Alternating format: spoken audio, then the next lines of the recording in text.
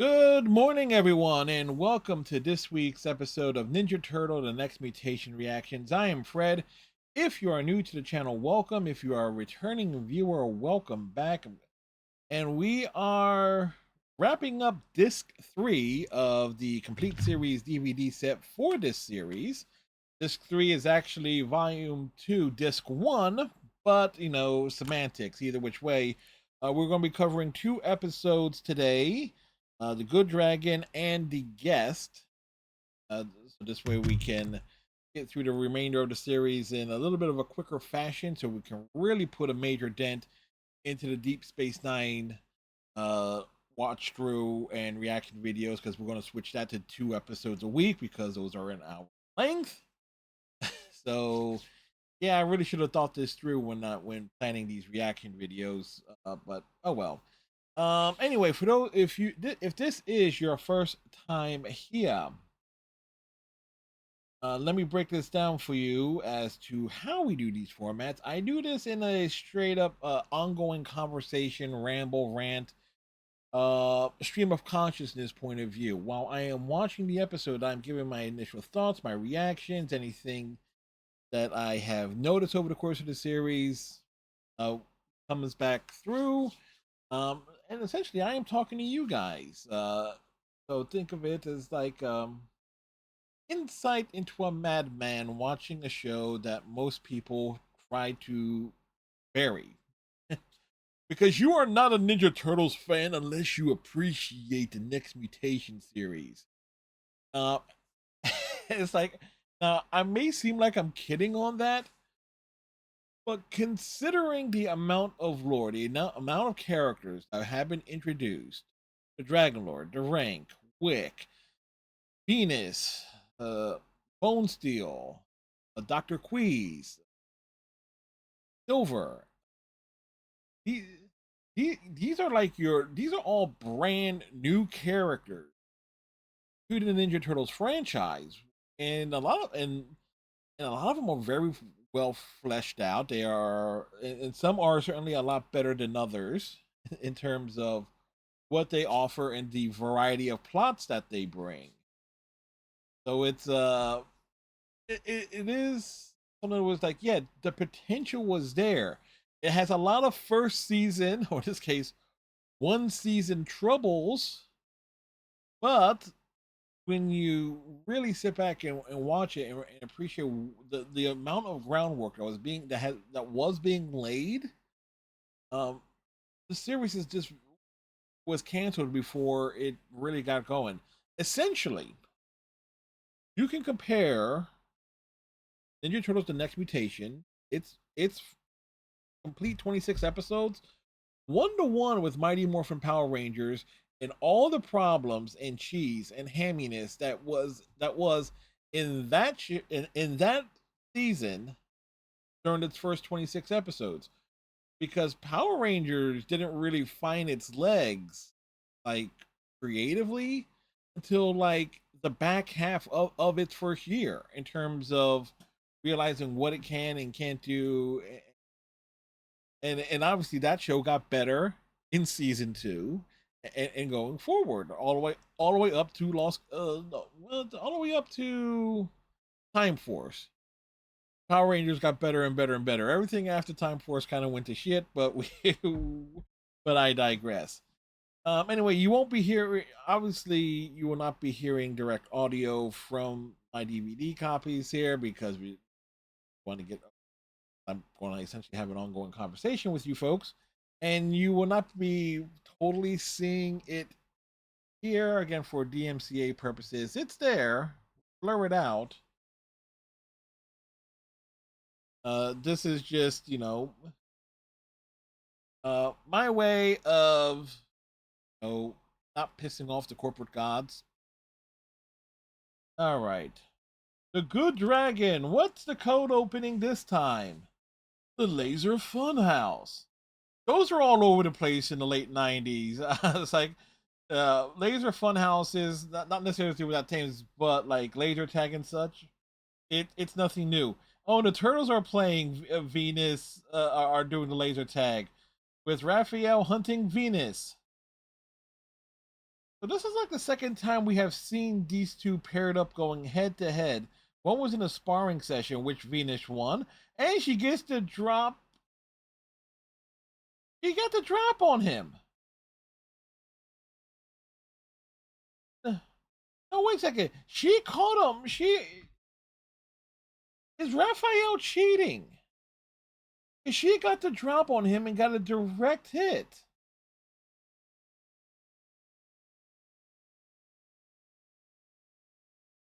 But I do, you know what? I gotta appreciate the little flashing lights and stuff on the laser tag vest.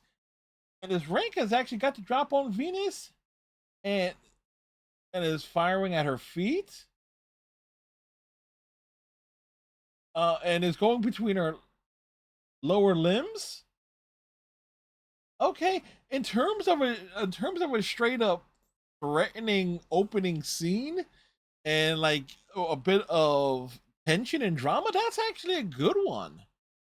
Raphael and Venus are doing laser tag, and the lead rank soldier gets the drop on Venus, and that's actually the one of the few times in terms of the cold opening that one of the turtles is in direct peril. Wow, they're really committed. They're going to full. They went up to full up the leg portion, and wait, another rank came to Venus's aid. Well, he's asking if he's hurt.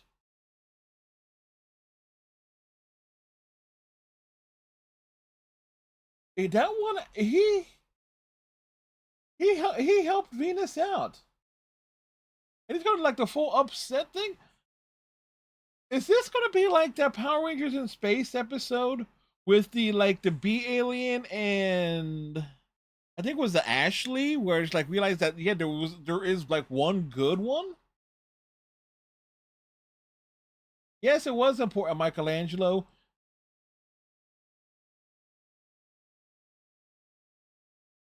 Oh, Michelangelo, stop being a dick. But yeah, it's like if there's a good dragon, it's like it makes sense that like not everyone, especially at this point in the series, like let's say 26 some odd weeks,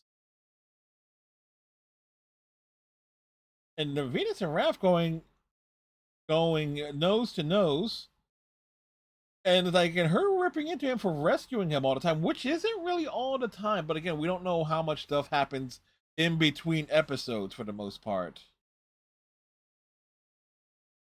Yeah, Michelangelo was just like having the munchies. He was like, yeah, clearly he's stoned. Meanwhile, at the Dragon Lord's palace,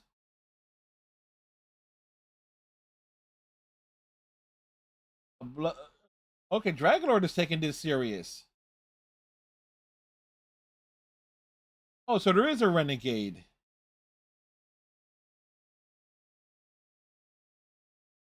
A shinobi loving dragon. Okay, I can work. I can work with that. So that actually leads into the title of calling it the Good Dragon. So it totally makes sense here. And now I am drawing a kind of a parallel to an episode of Power Rangers in Space. There is an episode where a bee-like creature, which is actually a reuse of a costume from an earlier Power Ranger season, was like just wanted to like appreciate nature and just chill out and just appreciate the world around him. I know we're going on a direct tirade here, but for both shows, so Bombay shows, produced shows, having this type of plot line in both is actually kind of clever.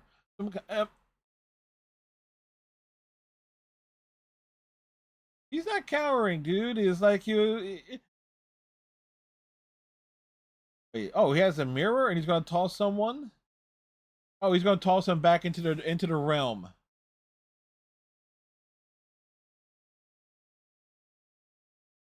It, it's also kind of nuts with Wick after last week with King Wick, seeing the all the limitations of having the hand puppet.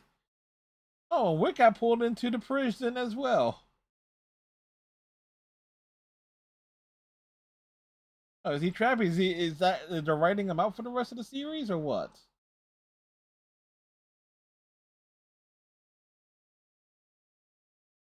Let me just point this out. The Dragon Lord should be holding some resentment toward Wick after everything that happened in the King Wick episode. So him just living there, canonically and everything, that works.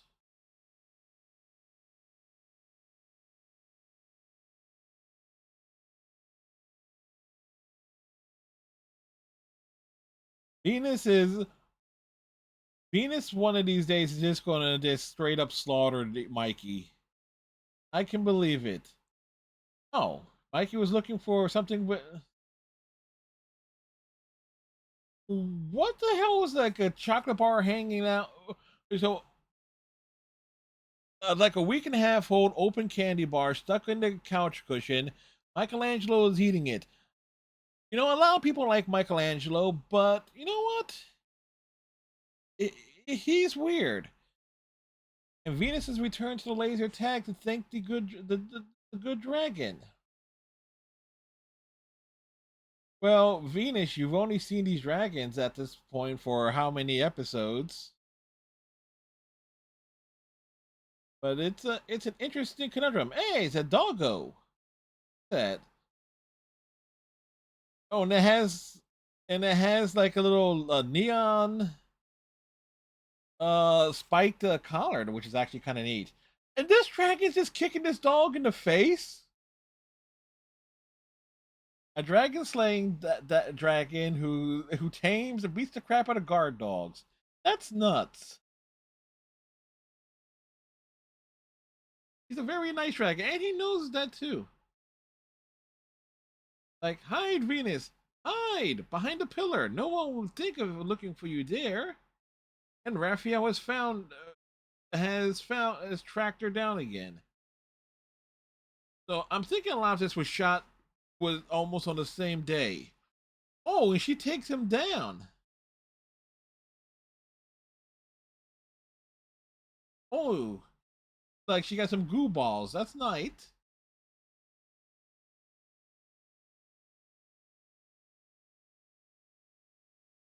Oh my! And Raphael has seen what's going on, and he it's like basic racism. It's like romance. You know what it is? I just realized what's essentially this is in a way. It's West Side Story. The turtles and dragons. Oh wow! She just blind Raphael to get away from him.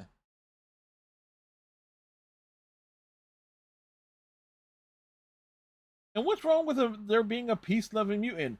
It's like the turtles themselves, the four core turtles, have a wide variety of problems and nuances. Oh,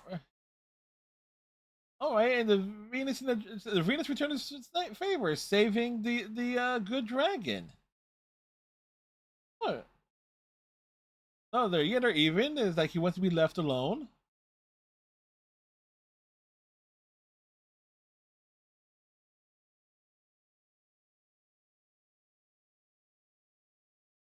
When the time with all dragons but one were good.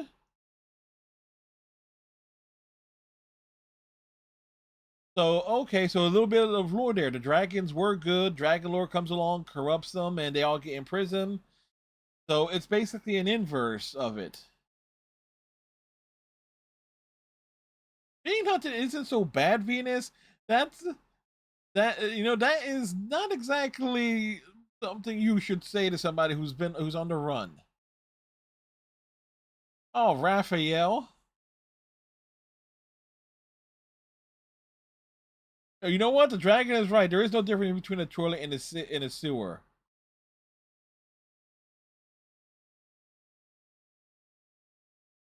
Who's Raphael? Who the hell is Raphael to tell Venus to tell her not to walk out on him when she's talking to him?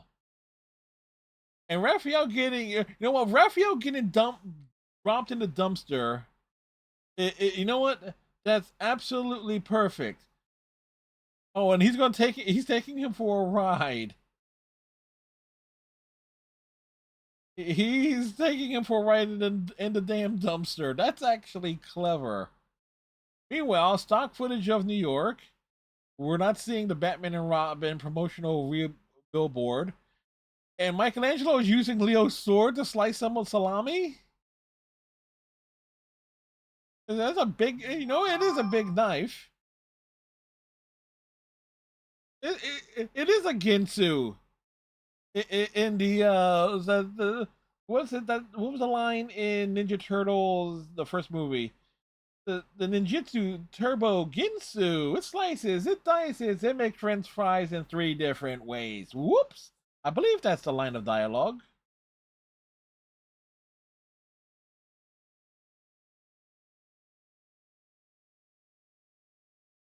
Like it's about A, B, C, whatever. But Michelangelo ain't that bright.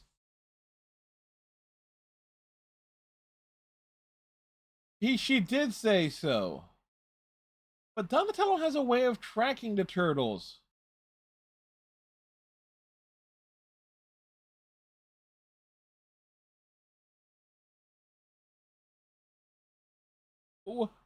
Wait a second. They've been Venus long enough to know she has these abilities. But at the same time, Donatello, it's established early on that they have a tracking them.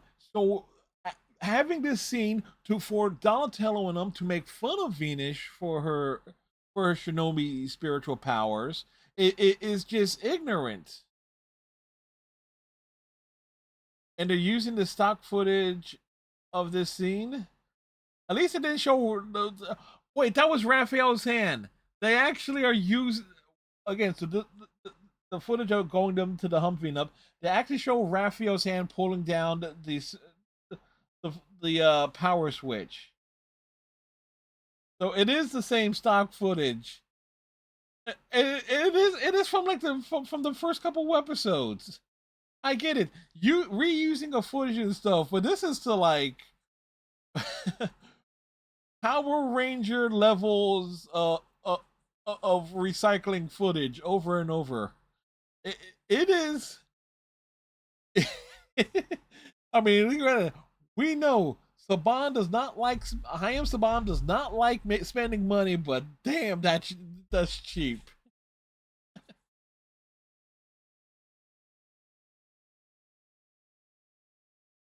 Like, what happens if they failed another time?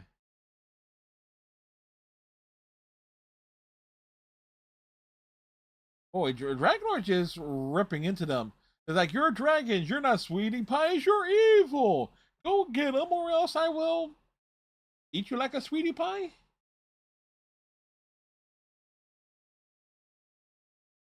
Oh, he wants a donut he wants a sweetie pie from the donut shop. Uh, okay, they have completely domesticated the Dragon Lord.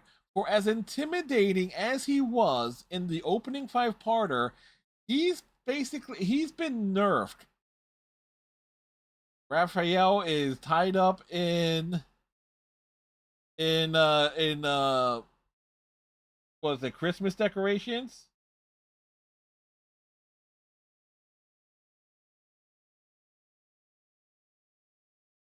Gonna be filleted and cooked. Is Raphael trying to reason with him? Oh, wait. Raphael's trying to reason with him after he basically was trying to beat him up beforehand.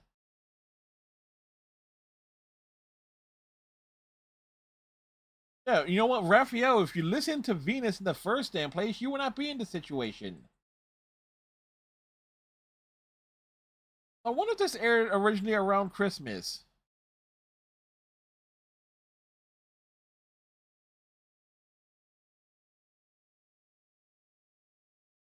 Michelangelo is too much of a moron.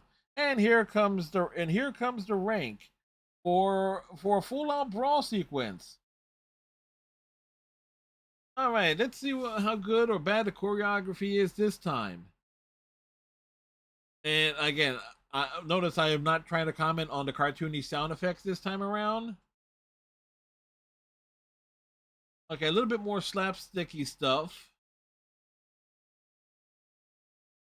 No, uh, they okay. There's certainly a Christmas portion here with Venus saying it's Christmas time, but the cleverness of sticking a zebra head last thing on top of a rank and then using them to pull a sled.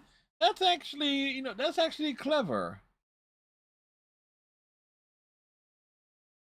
But this is this is slapsticky, but not as much as it was in Going Ape. Phantom Turtle of the Opera with the Michelangelo with the whole full Phantom of the Opera mask, and the Good Dragon is taking care of himself. And this is actually good. It's like unencumbered by the suits and stuff. That's it's actually decent, real good choreography there. When they actually are showing when they're showing actual fighting choreography, it it actually holds up rather nicely. So Raphael is freed. When is he going to get it? I'd like to see Raphael just get his dropped on his head here. All right, what's Leo going to do here? Oh, they're now serving taking number. Oh, you kidding me? Everyone taking a number. That's like that's clever. And they speeding up the footage the same way that they did in Going Ape. What was that? A Liberty Bell? Wait, Donatello didn't even hit the bell before it happened. And how the hell is Donatello turning his head around 360 degrees when he's dunking it down into his shell? Now he hits hits the bell with his bow staff. But you want some nightmare fuel? Donatello ducking his head into his shell and then popping his up was like doing like looking around 360 degrees the opposite way. Excuse me, 180 degrees. It is just is horrifying.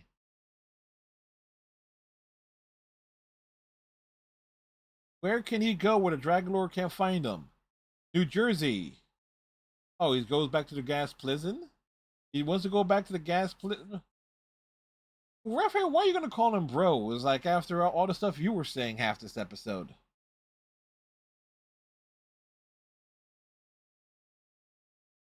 So he's gonna sacrifice himself? Oh, he's actually going back there. He walked in the front door. If there's one thing he can't stand, it's a sweetie pie dragon. Oh, he's going out fighting. He takes out one. He takes out two. Wick is still stuck in the dragon in the glass prison. Is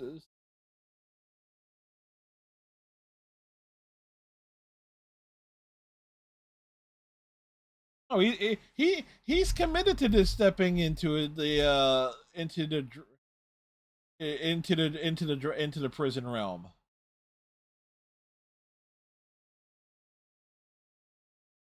Oh, and it's building up anticipation there for like a dragon rebellion and stuff.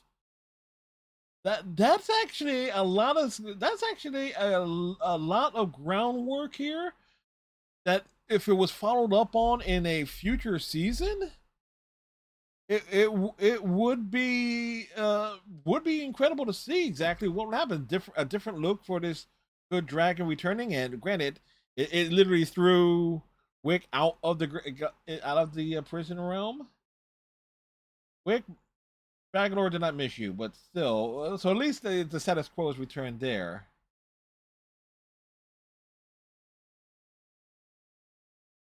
Evil dragons roaming the earth and good dragons in prison. It doesn't make any sense.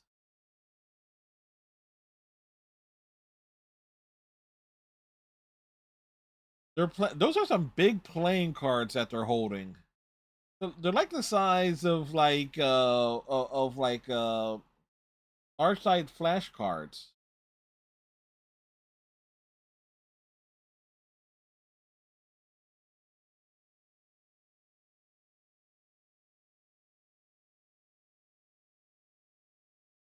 They have more in common, Venus? Oh, they're both pig-headed. Yo, that is Raphael. At least it ends with Raphael being roasted. Of course, Raphael just gonna walk away and ride on his hog. This is actually the that was actually a pretty solid episode. Granted, they had to do the return to the status quo for it. Uh, with the good dragon, being written out. Where it's not like a roaming loose end. But it's a great setup for something to happen to come along in the future. Like ideally, Dragonlord is still running amok, but this good dragon who doesn't really have a name, like is gathering whatever forces he can, like people, other dragons, and then they burst through, and like you can have like a full on dragon civil war happening. Granted, that really could not happen to scale on a Saban produced show. Like the amount of corners being cut on it would be hilarious. Probably to the same. Wonder, like ideally, it could work, but they would certainly need like a large budget and a multi-story arc for that to really work. Like as a series finale, like the definitive end of the Dragon Lord, that could work. That could have worked as a series finale. Like Dragon Lord's going to go on a full on offensive, hunting the turtles and everything, going after mankind, just like going all out. And then the last ditch effort is to summon this good dragon and and whatever forces he has. That there's the cavalry. Yeah, I'm seeing it in my head, and it most certainly could work. It's too bad that we will never know. We would never know how things would have turned out going forward there. I didn't really care for Venus being mocked as heavily as she was in this episode. Um, the pairing of her and Raphael does work not as well because a lot of stuff Raphael says to her comes across as mean spirited bullying. And Donnie, Leo, and Michelangelo don't come along a lot better when she says she senses or feels where Raphael and his good dragon are in a warehouse was right, but Donatello just not right away going to his turtle tracking software, which was established in the first handful of episodes of this series, is completely moronic. So that scene where they basically laugh at her, it is it's both mean spirited and unwanted. The reuse of the getting into the turtle Hummer footage, complete with Raphael's hand, and it says no, it's Michelangelo's hand. No, it's Raphael's because you can definitely there's a big difference in the shade of orange and the shade of red between their garments. Anything else of this episode that stands out? The speeding up of the footage in the fight sequence. Um, and a couple shots were reused, particularly one where Venus is in the sled as it is being pulled along. That was reused and sped up to imply that she's going around in a circle around this warehouse space, but it was the exact same shot. The Leonardo like take a number here, take a number and step up one on one. That in and of itself is probably the most memorable thing of that fight, other than the sled sequence. I didn't really like the Michelangelo everything circling around the org, and even mainly because it just sounded like random keys being hit.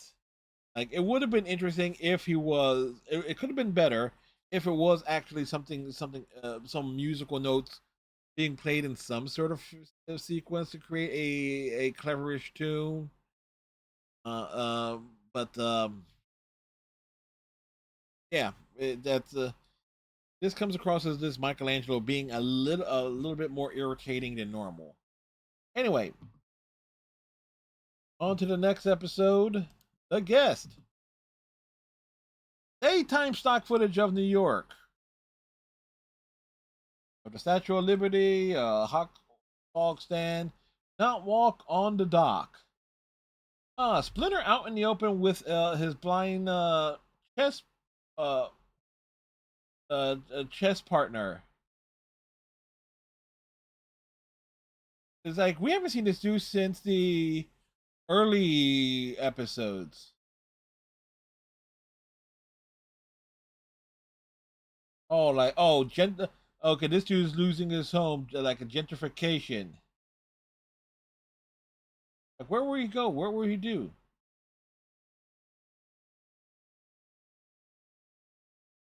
Oh, Splinter is gonna bring this dude to the turtles lair.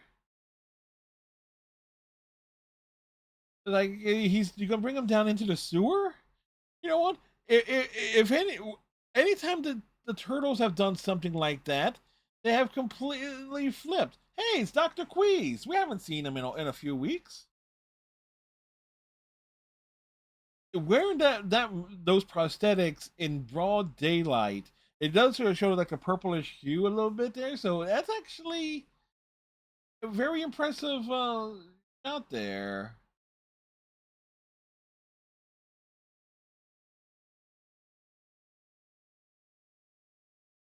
The perfect weapon. So it's gonna be okay. It's a cane. Okay, and it's gonna be a little mix up there. Splinter carrying a bunch of luggage. Okay, that's funny considering all things considered. Oh, the canes get mixed up. Who like Red Splinter is definitely a scruffy.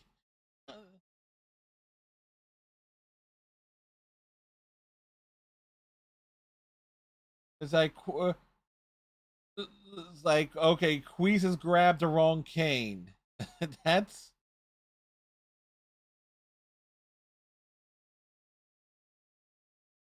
oh wow. It's it's a it's an interesting little handle there. So it's like it sparks the ground. So it's like it is a weapon, I guess, to like point and stab, instant kill.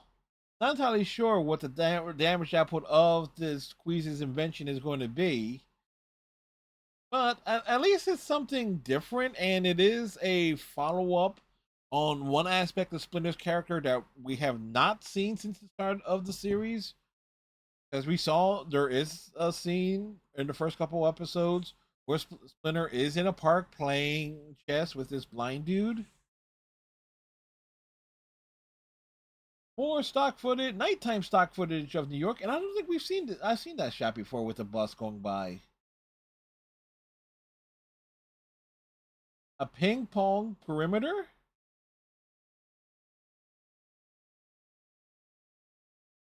a motion detector, which 1,000 ping pong balls. That's not really much of a deterrent.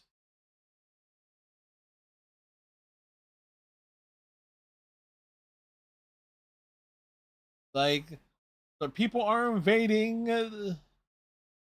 Uh, Splinter has brought his friend Andre home.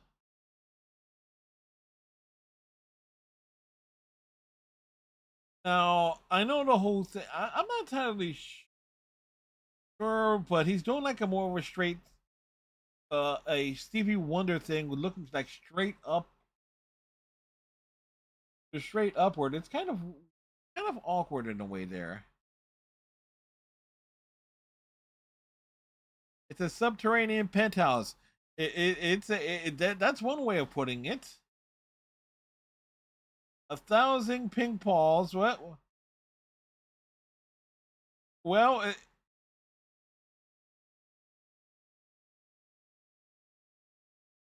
yeah, he got tail in his apartment, but it is unique. Oh, Venus is here. Oh, I like that. It's like the way her hand she crossed her hands and her hands like cross in a unique way. Oh, he's near. Oh, he's trying to. Yeah, this is kind of showing how much of a wreck and how messy the turtles layer is with everything being so easily knocked over.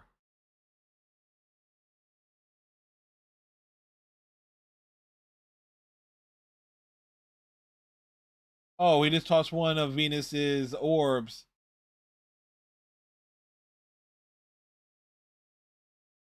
So this is going to be a lot of like the monstrous it's like the house guest from hell. It's a new toy. What did Donatello put in there? Like a little a little arrow darts. Oh, a hat rack. Look, Splinter saying it's only for a couple of days. Yeah, it should be in the kitchen. But again, straight up though, that's just showing how sloppy the Turtles layer is. At least when you compare it to, say, like the '87 series, where everything was essentially neat, or there was different compartments to it, but the or even the space of the film, so like the second and third film, it was messy and stuff, but it wasn't so confined with things like stacked on top of each other in such a small space.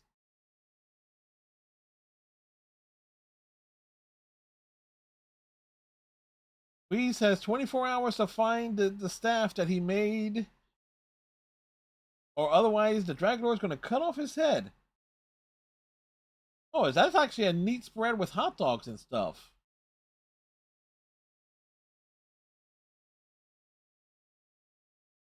Oh, it's a turtle dog. Oh, it's slow digesting. It is.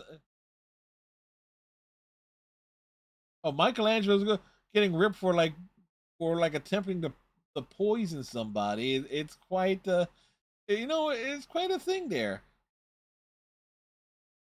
But well, at least I can't really comment on like Andre, the aspect of Andre's character being blind, and because other than for comedic effect, it could be deemed as potentially offensive. But I'm not 100% sure how offensive it is to people who are blind or heavily visually impaired.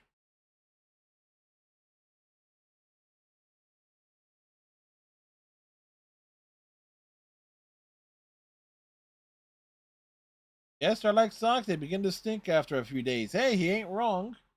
Well, Andre actually was able to work his way out of the sewer and back, but with cheese.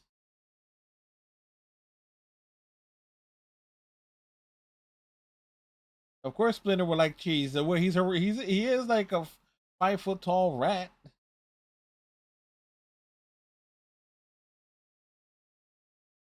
He is the hairiest man in the world. He, but Queez is working. Queez is going to be able to track it to the turtle's lair.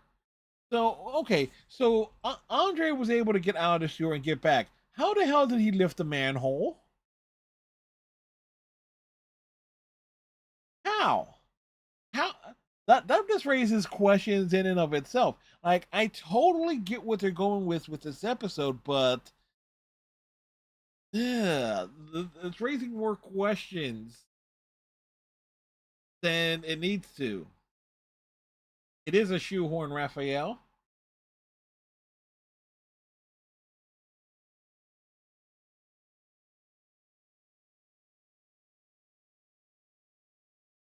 It is a mix of jamming shoehorn, Raphael, but you don't exactly wear shoes.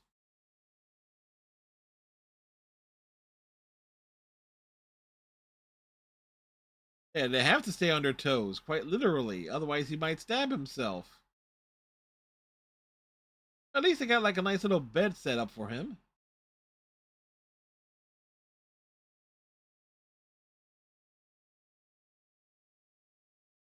And there should be some proper storage there. Was Michelangelo and Leonardo sleeping on the same couch with their feet in each other's faces? That's kind of that's a choice. But Andre snoring is keeping him up.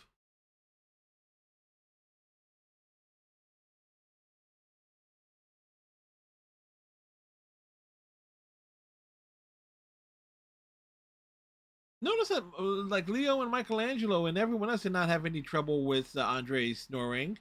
But I think Raphael was probably closest to Andre.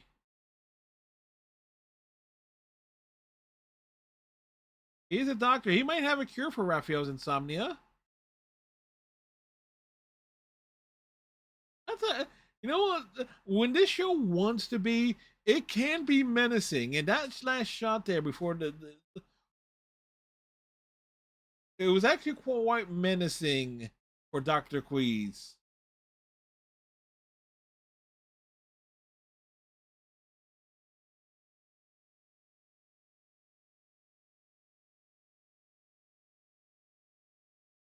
Oh, cause so that rod or the cane that Doctor Queez created is like emits a radiation blast.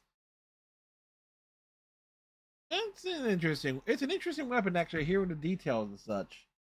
But they have like Raphael getting captured for the second episode in a row, according to this the order of episodes on this DVD set. It it it, it, it, it's actually he might be the one turtles that have been captured the most. When I think about it, he, at least certainly in recent weeks, because he was captured by Bone Steel, he was captured by the Good Dragon, he was now captured by Doctor Queez. That's three. Um, in its own way, he was almost captured by Silver. He was Raphael was just getting in trouble in general outright here. Boy, they dropped a bunch of new pots on him. Hey, made good use of the car. All right, decent choreography here. Making use of the trash cans and jumping into the trash cans and then kicking them off to throw them. That's a unique thing. All these sequence was able to that because I can believe that is something being from the '87 series, as such as using bringing down a bunch of empty crates on these on the rank.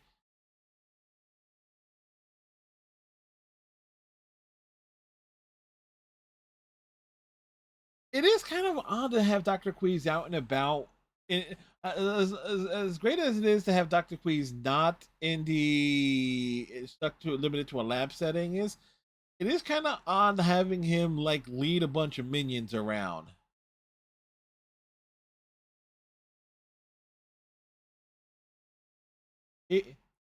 He, of course he looks green. He's a turtle.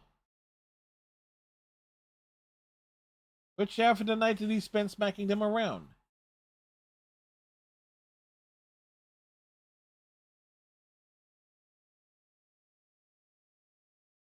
Weapon Donatello's name, a weapon in a white cane is classy. Andre left in the middle of the night. Uh, okay, Andre is being proactive in its own way. But, but it's broad daylight, so how they're going to track him?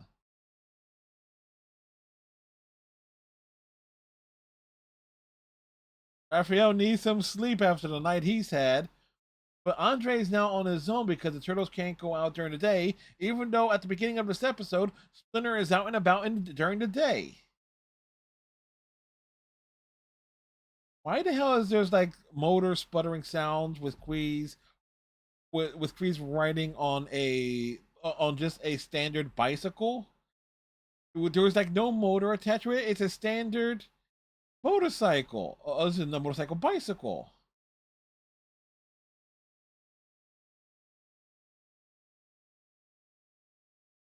Queez is just falling into a lot of garbage in this episode. And then he just flip him off. I could have sworn this Queez just flipped off Andre. And there's the billboard for Batman promoting Batman and Robin, indicating when a lot of that footage was filmed.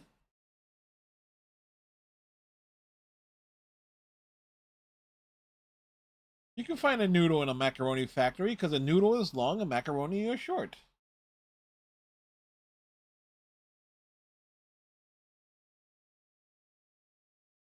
Go by the bay, although the first time we saw Andre, they were in the park.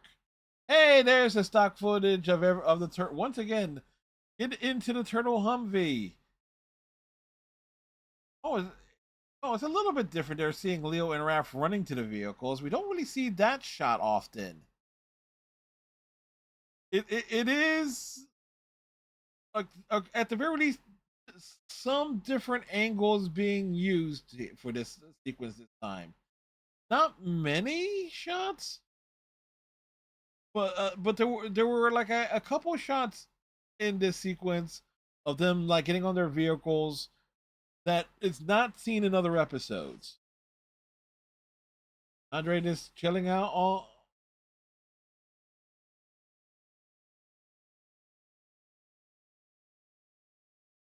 Yeah, he's definitely warning them because he's activated this radiation rod.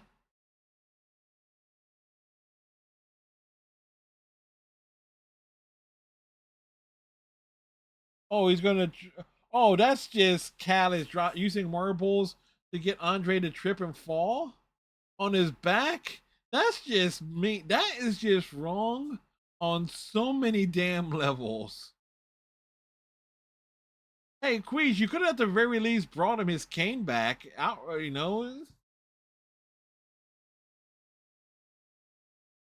Andre does not break stuff. It's just like the turtle's lair is such a cramped and sloppy mess that he's knocking things over. In general, Andre is seen as being is able to navigate normally around out and about. Leonard versus Queez 1-on-1.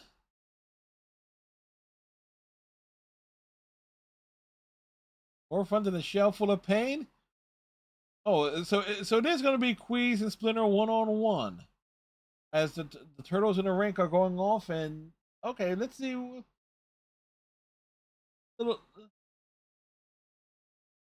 freeze patty cake.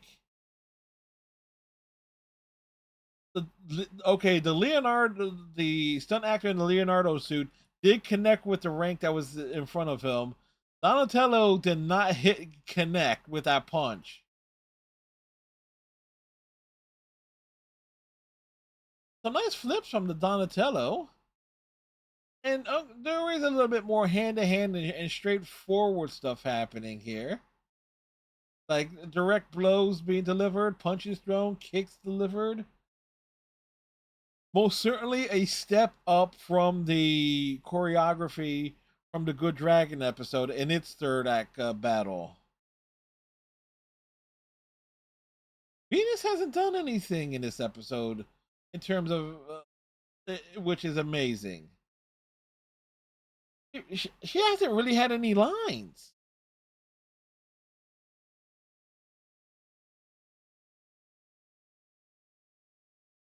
Kind of disappointed that this it would have been decent if Splinter and Queez had a little bit more of a capable duel. Yeah, you know what? You know what? You can't argue with a quality walking stick. But this is like the first, straight up multi turtle brawl happening. where Venus doesn't really do anything in terms of the main brawl.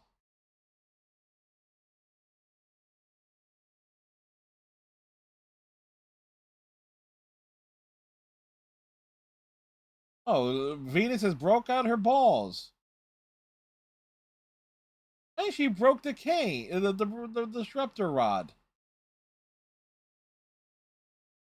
He can fix it.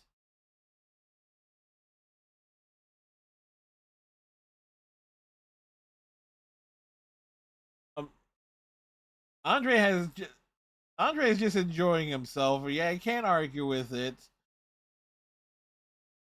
And oh, he has a new home, a nice little apartment, a cramped apartment.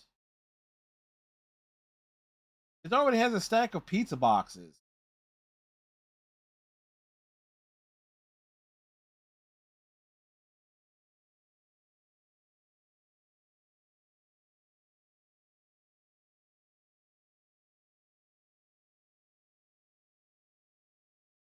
Yes, he. Why is he running?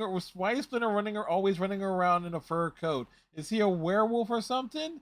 It's a sitcom ending. This is not a good episode, but because I have a strong opinions that if this series came out today and that episode aired as it was, it would probably have every American Disabilities Association, every ADA group imaginable, like ripping it apart from top to bottom. Like every Andre in and of himself as a character. Um, a little bit of tragedy there with gentrification, people being put out of their homes and stuff in New York. That is something that still happens to this day.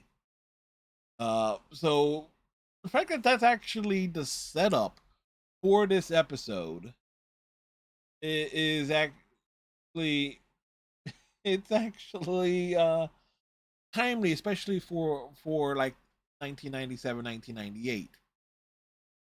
Um, Andre in the Turtles' lair does kind of show how sloppy the turtles are and how cramped their lair is, especially especially when compared to how large it appeared in Ninja in it is essentially the same sewer layer from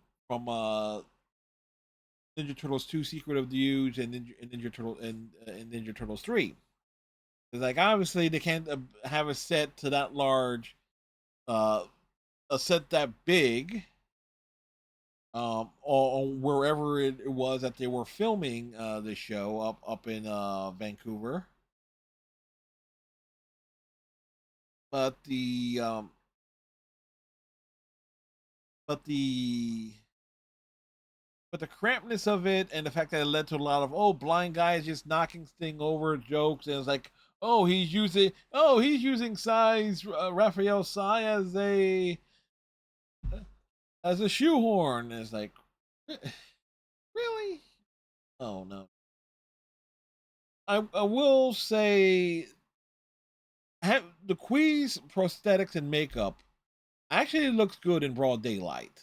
Uh, under the studio lights, it looks incredible, but in broad daylight, and having it like in more of a natural light setting and not restricted within a studio, it it goes to show how good those prosthetics were. The main combat, we had got two fight sequences in this episode.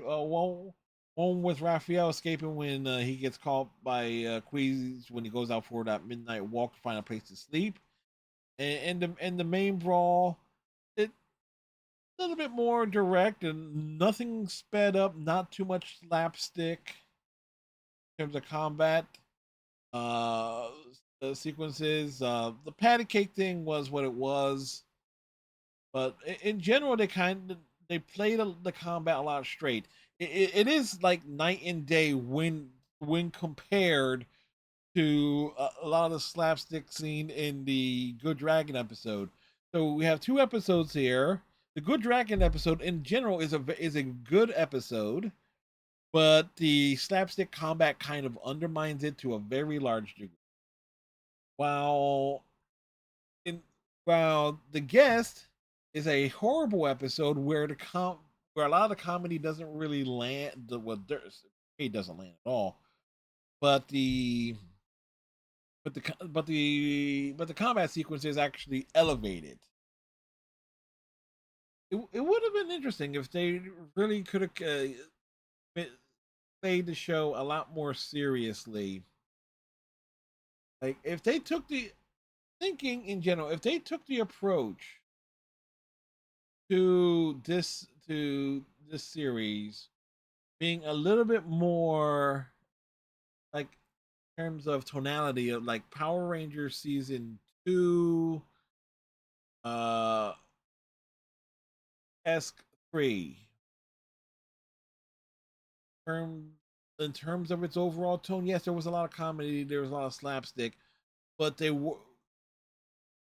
wasn't like trying to dumb everything down. I think the guest could have been a lot better than what it was. The potential was there because Andre as a character, Andre is not a bad character. In fact, the actor who played Andre is a bright spot in the episode. I mean, he had some great lines. The delivery was all there, and obviously, whatever it was doing well with the direction he had to work with. But I don't know. Ah, boy. So anyway, that'll wrap this up here. So next week, we got the uh next 2 episodes that we'll do next week are Like Brothers and Unchain My Heart Part 1. You know what actually would have been cool if things lined up a little bit better would have been do like the Unchain My Heart 4-parter in 2 videos. Um, but since we're doing these and doing these in double shots for the rest of the way, because there's 6 episodes left, so it's just how it shakes out, folks. Anyway, later this week on Friday, of course, we have the next episode in our Deep Space Nine reaction series, and of course, over on my Twitch channel, here on Wednesday, the September 10th to be specifically, we have been doing Gears of War Reloaded on Wednesdays, but this week, the week of September 10th, my buddy Iceman is on vacation, so we're going to be doing Indiana Jones and the Great Circle tonight, starting at the Secret of the Giants DLC content, and of course we are playing Shadow of the Tomb Raider as well this week. That'll be on Friday. So these are kind of like our main games at the moment. Gears of War Reloaded will return next Wednesday. So with that said, like, comment, subscribe if you're so inclined. Tighten your friendship bracelet. Stay safe. Have a great day. And we'll see y'all in the next video. Bye, folks.